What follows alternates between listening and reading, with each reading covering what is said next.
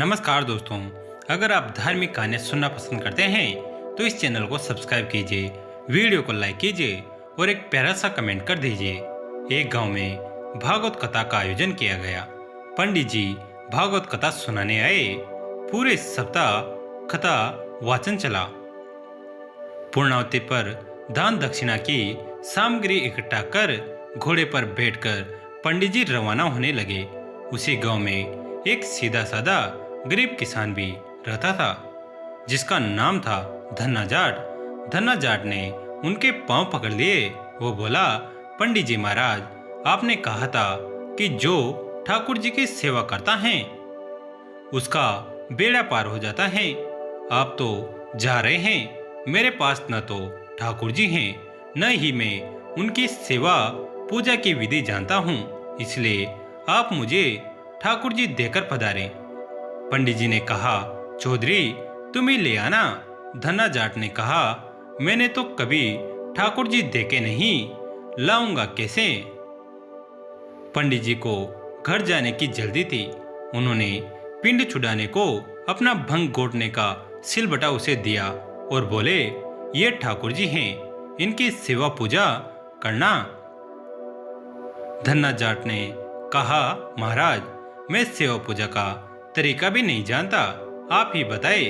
पंडित जी ने कहा, पहले खुद नहाना, फिर ठाकुर जी को नहलाना, इन्हें भोग चढ़ाकर फिर खाना। इतना कहकर पंडित जी ने घोड़े के एड़ लगाई, वो चल दिए। धन्ना सीधा एवं सरल आदमी था। पंडित जी के कहे अनुसार सिलबटे को बतौर ठाकुर जी अपने घर में स्थापित कर दिया। दूसरे दिन स्वयं स्नान कर सिलबटे रूप ठाकुर जी को नहलाया। विधवा माँ का बेटा था, खेती भी ज्यादा नहीं थी, इसलिए भोग में अपने हिस्से का बाजरे का टिक्कर एवं मिर्च की चटनी रख दी। ठाकुर जी से धन्ना ने कहा, पहले आप भोग लगाओ, फिर मैं खाऊंगा। जब ठाकुर जी ने भोग नहीं लगाया तो बोला, पंडित जी तो धनवान थे, खीर पूड़ी एवं मोहन भोग लगाते थे।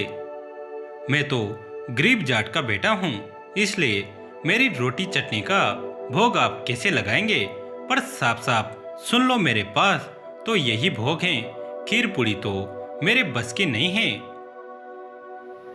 ठाकुर जी ने भोग नहीं लगाया तो धन्ना भी सारा दिन भूखा रहा। इसी तरह वो रोज एक बाजरे का ताजा टिक्कर एवं मिर्च की चटनी रख देता एवं भोग लगाने की प्रार्थना करता। ठाकुर जी तो पसीज ही नहीं रहे थे। यह कर्म निरंतर 6 दिन तक चलता रहा। छठे दिन धन्ना बोला, ठाकुर जी चटनी रोटी खाते क्यों नहीं शर्माते हो? आप कहो तो मैं आके मूंद लूं, फिर खा लो।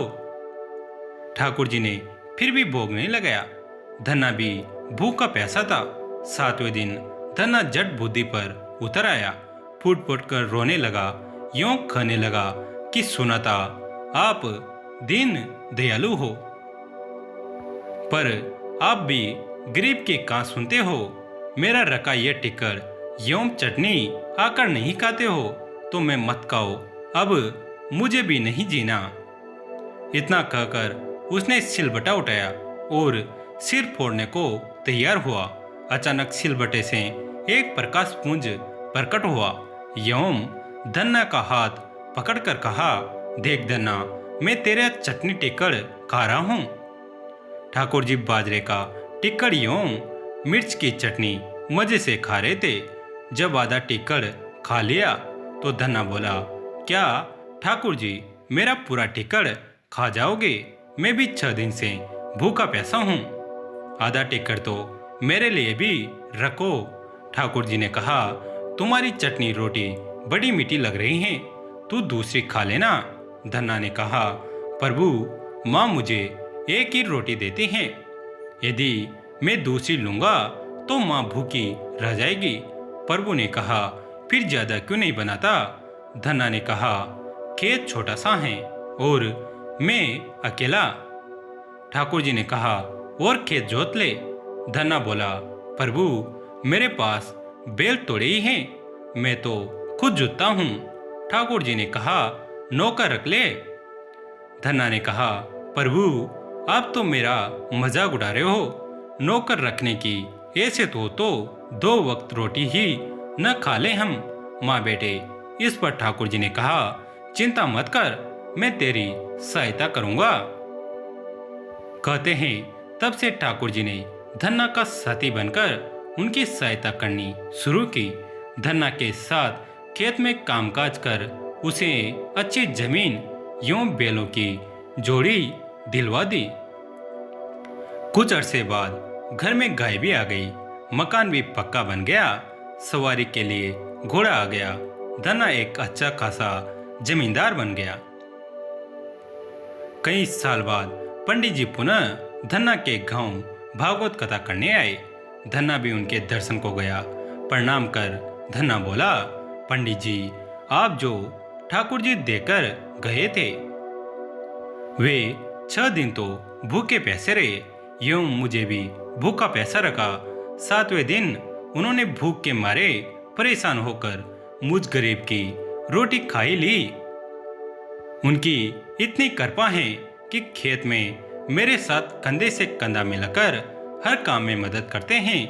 अब जो घर में गाय भी हैं, 7 दिन का घी दूध का सीधा यानी बंदी का घी दूध मैं ही भेजूंगा।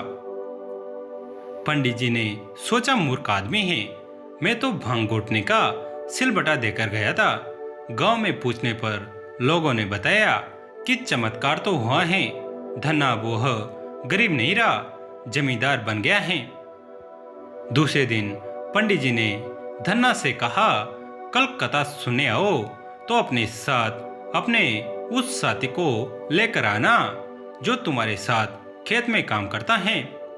घर आकर धन्ना ने प्रभु से निवेदन किया कि कथा में चलो, तो प्रभु ने कहा, मैं नहीं चलता, तुम जाओ।